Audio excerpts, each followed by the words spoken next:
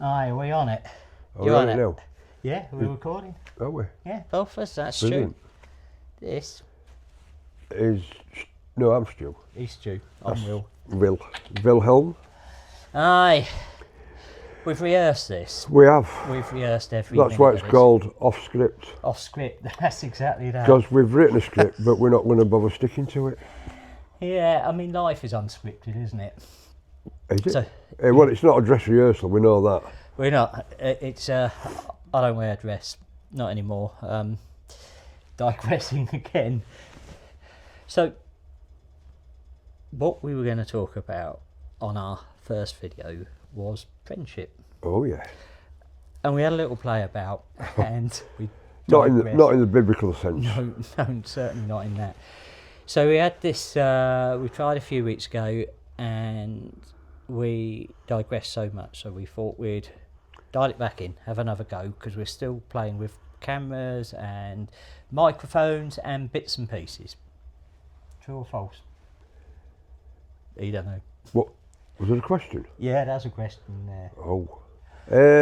Yeah, we did attempt, didn't we? But it's just that, being as we are, gentlemen of a certain age tend to drift off into other form, thinking about other stuff, and and then before you know, we started off talking about friendship, and next thing you know, we're on about the GDP of a small Filipino island.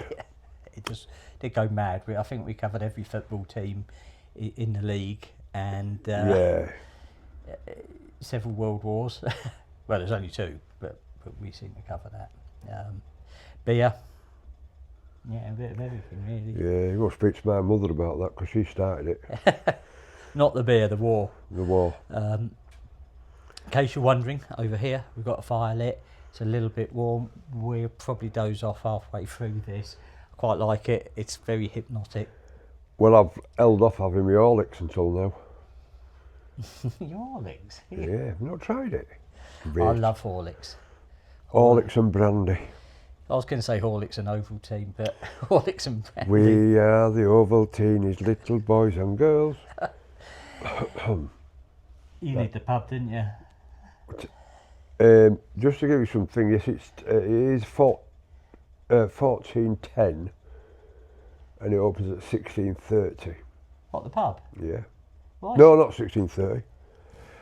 Hang on, 4 o'clock. Opens at 4 o'clock. It does, yeah. So he's been kept out of the pub by opening times. By the fact that it's shut. And we are not going to talk about the Labour Party and the backtracking on the taxes on pubs, because that clearly is. We don't want to get into politics, but the Labour Party are completely wrong, because They're into taxing mainly. That Labour want to kill everybody's joy in the world. Am I right? Horrible people. Oh yeah, don't bother with them. Then, You're not having worked for the government in various guises. Gestapo. Yeah. We will answer the questions. Yes. Yeah, I'm sort of a bit of aloof to politics. I'm not really that fussed about it. Whoever's in charge. I remember my daughter saying to me, because she's a bit of a revolutionary. Well, no, she's a bit left of the left. Yeah. Whereas I'm a bit, to the right of Adolf. And she once said to, in a heated discussion, about who was going to be in charge after the election, and I said, well, I guess whoever wins, it's not not fussed. It's just it's not rhetorical, is it? It's just, it's whoever's in charge. Somebody's in charge. Yeah, or maybe not. Or maybe not. Maybe not. Well, it's not me. Certainly not me. And I'm not. That's good. For God's sake, don't give us a country to run. Imagine the carnage. Oh, it'd be fabulous. Yeah, as long as there's an opening time. And you're home before you get in trouble. No, there won't be an opening time, because there won't be a closing time. 24-hour drinking. Jeepers. Now you've slowed down a lot over the years since I've known you. You have slowed down a lot. That's what you get from throwing yourself downstairs. Don't do that again. No. It's fair to say we both slowed down drinking, but you think in your sort of 20s and 30s, 40s, Yeah. if you had 24-hour drinking, which I guess you Well, have. we didn't do, did I? You know, Yeah. I mean, me being slightly older than you, you know, I started. You're above at school. Yeah, a school above. School above, yeah. You know, we had the you know, the licensing hours were something like 11 o'clock in the morning till 3 o'clock in the afternoon, and Yeah, I remember that. 5:30 until 11. Yeah.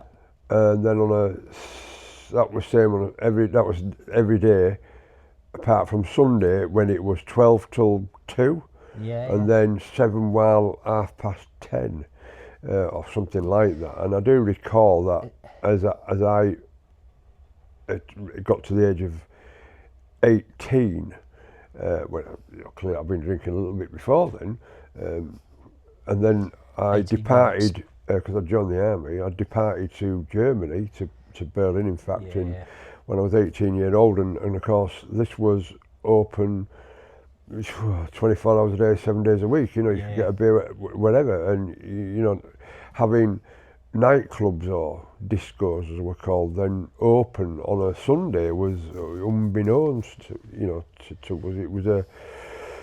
It was a very different environment, and one that you know, like we'd finish work on a Friday lunchtime, and be thinned out, and you go straight out on the lash, but you'd be back in your room at 5:30, 6 o'clock on the Friday night, and you'd be dead until Saturday dinner time. And all the older lads, you know, they'd be the ones that'll be, you're coming back in, staggering back in, and they're just going out. Yeah. And it was only later, probably within the 2 years that I was there, that I sort of got it, and I'd myself go out. You know, so I had a German girlfriend, and I'd stay with her and her family, and you know, we wouldn't go out until sort of 10 o'clock on a Saturday night, and come home at sort of early hours Sunday morning, you know, for breakfast. And it just, there were sort of two subcultures going on, which there pretty much is now, you know. I think if you looked at the way we are, the dying, we might as well stay on pubs since we're on them. That, you know, the dying breed is the fact that the guys who, I'm being serious. So am I. Oh, right, okay, fair enough. Cool. That, you know, that we have this different sorts of drink. Serve it up. Serve it up. Serve it up. Yeah. We can in the fridge. Well, more than. More. Anyway, that we have these, you know, when the pubs were open, you know, so you'd have your guys that are going at 12 o'clock, you know, like workers and stuff like that, you know, who couldn't go, didn't know, maybe pop in at lunchtime for a quick pint before going to work, and then there's the sort of your early door drinkers, which I guess that's where I fit into now. Certainly we do, don't we? That I'm not, you know, I'm normally, like I say, if I do go, it'll be 4 o'clock. Not hanging about. Falling in through the fog. No, and then, but by 6 o'clock I'll be back home, you know, whereas some people, you know, certainly younger ones, go out, and indeed older, doesn't really matter who, but go out sort of 8 o'clock at night, 9 o'clock, and they're there a bit longer. So, you know, the pubs have got these two tier system, if you like, and then the weekends, you know, when they stay open a bit later. And I know that I was living at a house in a village called Ullerskelt that's just outside Tadcaster, and that was the weekend, if you like, that we went to this 24-hour drinking thing. So Tadcaster's got 3 breweries, Sam Smith's, as we know, John Smith's, and Tower Brewer, but I don't know. There used to be Coors or stuff like that, but the pubs that were there were mainly John's and Sam's houses. Yeah. And what they decided to do was a lot of the pubs decided to divvy up, because there's only so many people. One of those doesn't like the mobile phones. Oh, we'll come on to him in a minute. Yeah, okay. Victorian dad. No, I can't slander him off. No, that's Sam Smith's. They've got a specific set of rules. And I'll more on that in a moment. But yeah, so they decided to sit down and divvy up and say, right, and there was pubs that would say, like, we'll get all the young ones in, so we'll open sort of Wednesday evening and we'll shut Sunday. Well, they won't say 24 hours, but they'll have their hours for these 3 days, and then another pub will say, well, we'll open then and we'll do this. But Sam's, getting onto it, he said, no, these are the hours we have and we're sticking with these.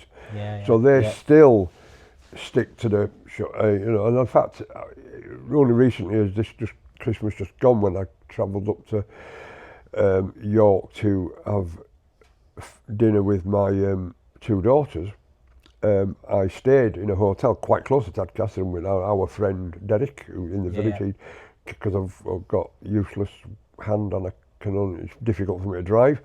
I took him to Tadcaster, and I explained to him, that this thing, and a lot of the pubs were closed. Even the flagship one, which the Angel of Wyosse it was called, and it used to be the headquarters of the brewery. And it's where they kept the shire horses in there, because he still delivers by shire horses. And it's really cheap. I think it's something like 60-70% of the people that work in Tadcaster work in the brewery. So he keeps his products quite low, prices quite low. But then again, you can only buy his products. Need to move to Tadcaster. But there is this issue with him that your mobile phones, there's no music. No mobile phones, no music, no entertainment of any kind. Which is kind of weird, because we're looking at a YouTube channel here. And you're not going to be in there just looking. We won't be able to film in there, no. Not unless you wrote to him and asked permission. But then again, I doubt very much whether things like there's all these issues with. A lot of the property, he's a landowner, a lot of the properties that the company own, that you've as long as it doesn't impact on the way that there's no Greggs, there's no independent bakers or anything like that there. The supermarket is there, but it's not on his land. But, those are the rules, and that's what he's got to do. But getting on to the mobile phone thing, he's got something like, there are 50 Sam Smith houses in London or thereabouts, and they've all got the same rules. Although they are they're more lenient in London, because clearly they've got the tourists there, So in Tadcaster, it's usually a lot of locals, apart from when the racing's on and people stop in and about that. But as I say, we were up there just before Christmas. We're in a lovely pub, the Howden Arms it's called. If you get a chance to visit it, it's a flagship. Now it's about as big as this living room. It's very tiny, stone floors, open fireplace, really old-fashioned. Toilets are outside in the yard, and that. That sounds like our pub. Yeah, it does. Yeah, but there's no. They're not intentional to be. Not intentional. No. It's just when the queue to the toilet is anyway. And by the by, but Derek was looking at his phone. I don't know what he was checking, but the land. Well, they're not. They are landlords, but they don't own it. You only ever manage it. They manage it. Yeah. And he came over and said, "Look, I'm really sorry, pal, but you need to put your phone away because." If a member of the family or somebody that worked there saw him, they could. He'd be in trouble. He'd be in trouble. Well, he could close the pub down, and it's been in the past where people can lose their jobs for it, for something like that. But to me, if that's the rules, that's the rules. It's a funny thing, because I remember when I started drinking. Bearing in mind, and I will never ever disclose any landlords' names, because these guys help you on your career as a boozer. But you could go into a pub in the town where I grew up, and I guess we started drinking at about 14 years old.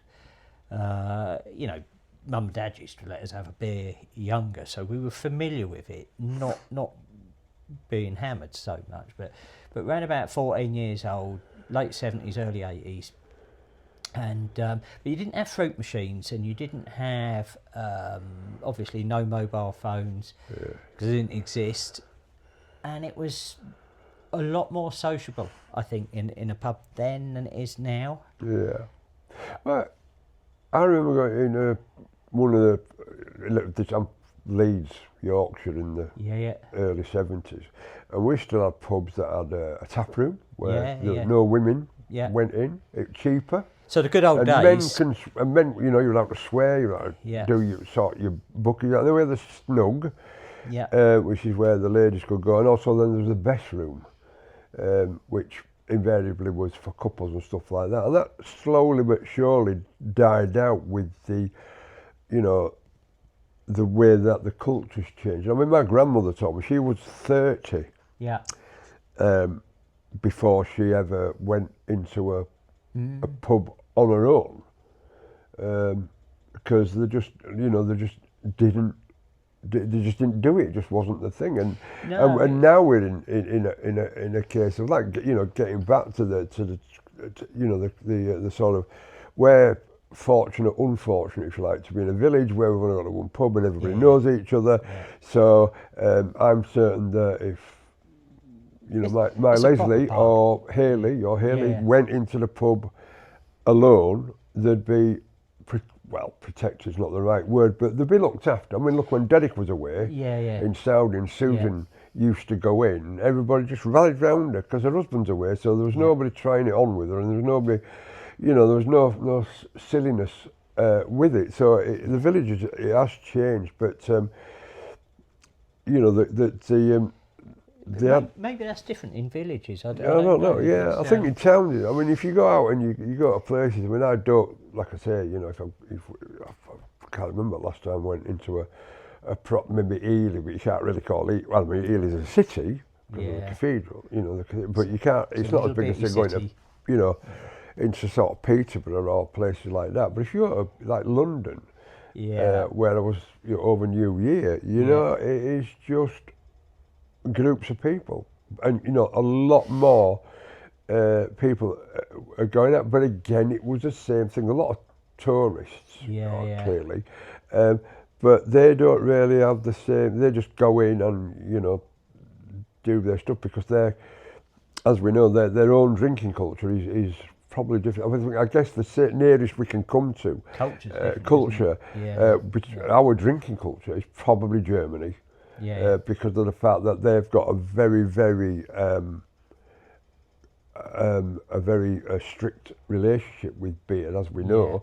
I mean, in fact, when we did the trip to Berlin this year, you know, you go into a pub, bar, wherever that sells food. If you go for some in England, or you go to Italy, for example, it's a social event, and people start and they'll talk and they'll chat. But if you know, in most cases, you go to some places in Germany and the conversation stops, they eat, and then the conversation starts again because of that relationship, segregation of what it's for. I mean, like I said, you know, the early door drinks, we had a dying breed, you know, the fact that I used to, when I was a young man, you know, look at these lads, and you know, I'm nearly 70, so they're going to be all dead now, you know, because they'd be in the 60s and 70s then going in, and I think I couldn't really see the point then, you know, like, how can you be enjoying yourself at 10 o'clock at night if you start drinking at 3 in the afternoon, 4 in the afternoon, but here we are now, doing exactly the same thing, but... Well, I used to finish work on a Friday. Peg it across the town where I lived on my bike. I'd get in, I knew the staff there, they'd have a pint on the bar for waiting me. For you. And I'd literally have that pint, peg it upstairs, get changed from my work clothes into my civvies. And keep and a going, lot of business is done, or was done, wasn't it? You know, certainly, like, for example, in this village here, all the different trades we've got, you know, they all feed off each other. But I would just like, just to hang on there about why, you know, like, for example, my mother and father didn't drink. Well, they did, but they didn't frequent pubs all the time. So where did I get it from? How did I do? You know, clearly as a young man growing up. But I think I can certainly pinpoint it that when I joined the army, it was the thing, and you were actively encouraged. I mean, the NAFI would be open at lunchtime for a beer, and I remember, you know, we'd go. You know, you go to have a beer, and then you'd go and do something like play with some weapons or something. Now, you might not be shooting live, Yeah. but you go play with some weaponry in the afternoon. Glad he But added that bit. And the further up the chain you got, like I remember becoming a sergeant, and it's like you are encouraged Yeah. to drink, Yeah. to drink. The bar's open at lunchtime. It's open in the evening. It doesn't really have any licensing hours as such, and certainly when in the days before we went corporate, when the NAFI was run by people, as in the NAFI organisation, and not a separate company. I think Landmark or somebody like that. I know. Although I shouldn't really say this, we've just called them Skidmark, but that's a different story. But for example, the Sergeant's Mess and the Quarters Mess, Sergeant's Mess, Officers Mess were manned. The mess manager would be a soldier, the barman, and the chefs. Everybody be serving soldiers. So it was a case of that. If you were in that bar, then it would close when the last person left, or when the senior member. And I remember being one of the oddest thing I had to do. We had took part in was in a mess that I lived in Nottingham. Was Sergeant Major in this particular mess, and we had to wait until because there were hours. I mean, the NAFI opened. They didn't open till 8 o'clock. No. And it shut at something like 11. You thought, hang on a minute, the NAFI down there is open at 5:30 and closes at 11. So the guys who've not been in that long, I'm not knocking them because we all start somewhere, but they could drink longer than we could. The fact that we could go in and not pay for it because you put it on a bar tab, whatever, that's by the by. And eventually what we're having to do was just have to pass a pot round and say to the guy behind the bar or the girl behind the bar, whoever, and say, if we give you some money, will you stay on? And some of them would say no, I'm off, and it was like, then what do we do? I'm not saying, I mean, clearly the culture is there, because but even that's changed now, because we've gone from, like I said, we went from living in barrack rooms to living in single rooms, and therefore guys, and where the technology's gone now, guys have got the phones, they've got the games and stuff like that, so they tend not to do that. But in the old days, socialising. In the old days, the television room was in wherever, and you didn't have your own telly, and it's where you went and socialised. But I guess that was because I had access to it, and I think right up until I moved out of the mess. The last mess I moved out. I was in my 50s when I moved out, and that's when I moved in with Leslie down in Radler, and that was a thing when I didn't. That's when it was like going into what do they call it when you come off drugs? Cold turkey. Because I'd been used to just sort of going, I'll tell you what, I'll go for a beer. And sitting there and like walking back to my room.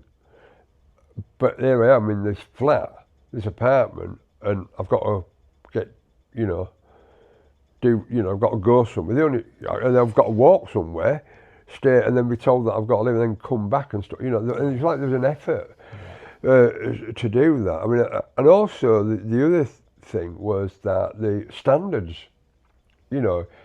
you could go into the pub now dressed in your shorts and flip-flops if you wanted to.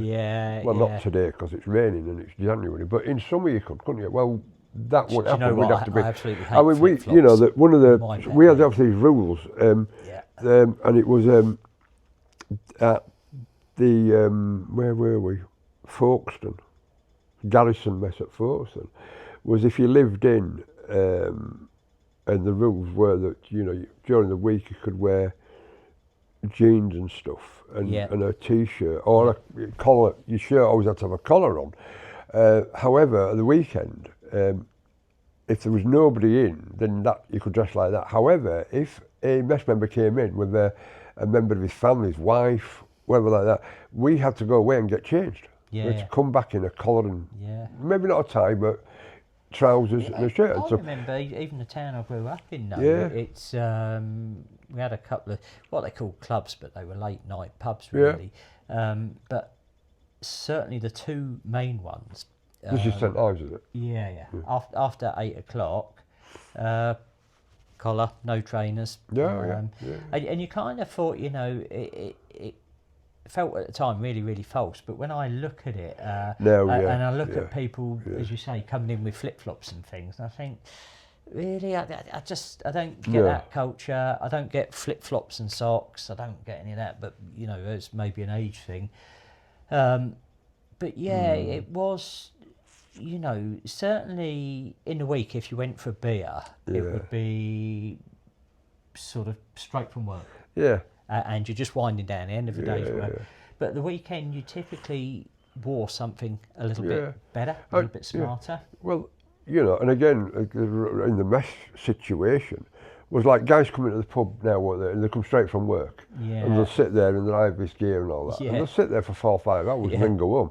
Whereas if our work gear, if you like, being a uniform, would be you could go in and you could probably sit and have one beer. Yeah.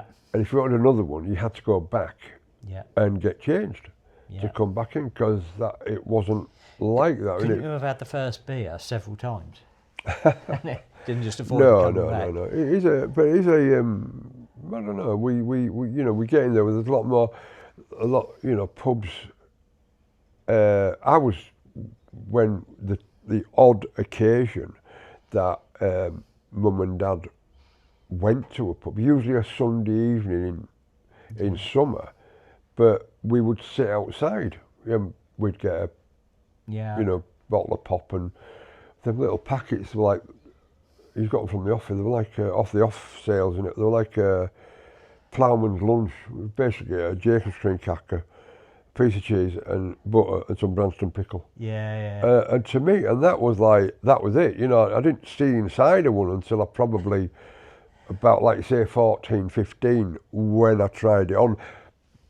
But the difference then and now, again, we're gonna, you know, with this thing is that when you were 14 and 15, and when I was 14 and 15, you'd go in and you'd say, I remember going in one place, said, can I have a pint of bitter? And he said, no. I thought, bugger, I've been rumbled. And it's funny, isn't it? He said, you can have a pint of mild. And have that and then and go. have that, go sit in that corner and we'll see how you get on. And I think that's what we did, was we would get a pint and go sit down and we'd keep quiet. And we didn't cause no trouble, because you didn't want anything going on. And I do recall, and it was a bit of a sad occasion, really. I'd gone to this, there's a pub on the A64 outside, between York and Malton, called the Four Halls. You've got to drive to get there. So I'd gone there with my ex-wife and we'd just recently lost our first child born. Anyway, by the by, so I'm feeling a bit sort of upset anyway, you know, I'm a bit down. And we've gone to this pub, and like I say, all these, a lot of kids coming, and I mean, you know, I was in my 30s. So I was probably not so long ago. Not so long ago, no, 30 years ago. But so, no, I must have been older. I must have been about 37, if it's 30 years ago. Still in your 30s. I was 37. That was nearly 40. And I remember going in, all these kids coming in, like I say, but instead of going, and they knew the barman or the young person behind the bar, but instead of them being like we were, they were just loud and just carrying on. And I didn't really want to cause any trouble or fuss like that, but there was a lot of people that were being, were upset. A lot of people that had travelled there, they were having meals. So I just went outside and rang the police and came back in grinning. And, you know, because nobody was doing anything about it. And you couldn't approach them yourself, because, all right, you probably, one-on-one, you could probably, you know, whip them round back of the ear and kick them out. But there were that many of them that you just, you know, so anyway, the old bill turned up, which was fabulous. See, Caught them all. My experience is similar to yours. We'd go, the main pubs where I grew up were Webster's Bitter, which was... Webbo. Watch did you out for like Webber. it? Oh, aye, yeah. See, I speak to Nige and he says it's horse piss. Oh, no, Webber. Watch out for Webber. And I've always preferred ale over lager. But so the main pubs had Webster's and had Carlsberg. Oh, no, I don't know that. But where we learnt to drink really was a pub well known next to the curry house in St Ives, the Nelsons. Nelson's Head, yeah. And we're going there, Stone's Bitter. So Stones is. yeah, Wherever I wander, there is no place like Stones. there you go. Sean Bean. No, well, that wasn't Sean Bean. No, I didn't even. I can't do Sean Bean. That was I don't know who that was. It's from Sheffield. Yes, Stones, it is. is Yeah, it? made of British steel. What is it? No, I'm joking. It's Won't surprise me. The way my bottoms felt after 15 pints of them. Do you know when you think it was filings? we would sit there and 14, 15 years old, and somebody might get some money. They might have a paper round or something. They'd say, "Are you up for some medicine tonight?" The medicine was Yeah. pint of bitter. Yeah. And if we were really, really lucky, because this pub used to be divided into 3 rooms. So front room was beginning of the week when it was quieter. Second room would be opening up sort of midweek when it got a bit busier. Then the whole pub was open sort of Thursday, Friday, Saturday. Sundays, yeah. And it's still a really good pub now. It's all been opened up. Is that the Nellies? Yeah. Oh, I've been there for ages. That's a brilliant. Jump in get in a car. That's the one where they used to do, because when I lived at the base at Whitton and they did that, they still do it. A pint and a half price of a pint. Happy And hour, it pint comes and in, a half. and it comes in a pint and a half glass. Yeah. And you don't realise where you are. You've had 4. What you think you've had 4 pints? I had 4 pints of Guinness in an hour. Oh God! And then I went next door for a curry. I was drinking bottles of red wine. I mean, if I did that now, I think it'd be $9.99. Please come and bump his stomach or something. Yeah, God, yeah. I think we need to call it a day. What do you mean a day? Oh, go on then. Time. If We'll you be back. like the channel, give us a thumbs up, subscribe below. Thank you very much. We will be back. Hope you've enjoyed it. Be good. I came here, right, for a speak out with some proper men. I like it. It won't get off, Jack.